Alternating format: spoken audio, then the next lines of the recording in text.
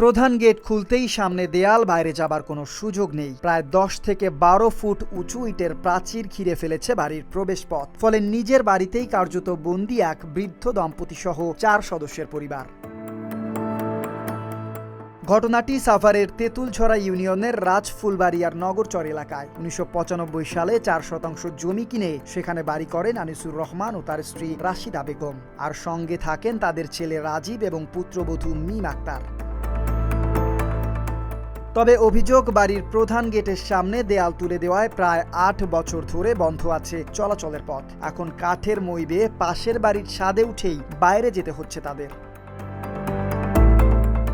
বয়সের ভারে স্বাভাবিকভাবে হাঁটা চলাই যেখানে কঠিন, সেখানে প্রতিদিন এমন ঝুঁকিপূর্ণ পথ পাড়ি দিতে হচ্ছে বৃদ্ধ দম্পতিকে। একটু অসতর্ক হলেই ঘটতে পারে বড় দুর্ঘটনা। এই গেট দিয়া আমি 95 থেকে আমি এই রাস্তা দিয়া চলাচলতি করতাম। চলাচলতি করার পরে আওয়ামী লীগ আসলো। আওয়ামী লীগের পরে আইএফ মেম্বার আসলাম, কায়েম, এরা ভূমিদস্যুরা আমার বাড়িটা নেওয়ার জন্য খুব চেষ্টা করছে, পারে নাই। আমি আল্লাহ পাক রাখছি, আমি খামি দিয়া রয়েছি। আমারে ভয়ভীতি দেখাইতেছে। বাড়ির সময় বিল্ডিং করে সময় আমার মারছে, এলাকার মানুষ জানে, দাড়ি ধরে টানছে।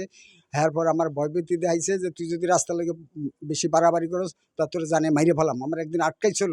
মানে বাণিজ্য নেওয়ার লোক আমার কত অত্যাচার করছে, কিন্তু আমি বাণিজ্য লড়ি নাই। শেষকালে কি করছে, আমার আটকাই নেছে। আটকাই ছাড়া কি করে করুন, খুব কান্নাকানি করছি বাবা, কান্নাকানি করছি। পর কি করবে, না উঠে সঙ্গে না ফলের পাওয়া মনে মানুষ আমি। এরপর পাশের বাড়ি আমার জানলা খুললে একটাই বাড়ি করছে বাবা। আনিসুর রহমানের অভিযোগ, জমি বিক্রিতে রাজি না হওয়ায় আসলাম নামে এক ব্যক্তি তার বাড়ির সামনে দেয়াল তুলে রাস্তা বন্ধ করে দেন। তবে আসলামের পক্ষের ম্যানেজার জিয়াউর রহমান দাবি করেছেন, জমি নিয়ে বিরোধের কারণে আদালতে মামলাও চলমান রয়েছে। এদিকে ঢাকা 2 আসনের সংসদ সদস্য আমানুল্লাহ আমান দ্রুত সমাধানের আশ্বাস দিয়েছেন। আর ঢাকা জেলা প্রশাসক জানিয়েছেন, মাঠ প্রশাসনকে ব্যবস্থা নিতে নির্দেশ দেওয়া হয়েছে। অবৈধ দখল প্রমাণিত হলে ব্যবস্থা নেওয়া হবে। এখন দেখার বিষয়, শেষ পর্যন্ত কি এই বৃদ্ধ দম্পতি নিজেদের বাড়ি থেকে নিরাপদে বের হবার পথ ফিরে পান কিনা। Desk report, Dhaka post.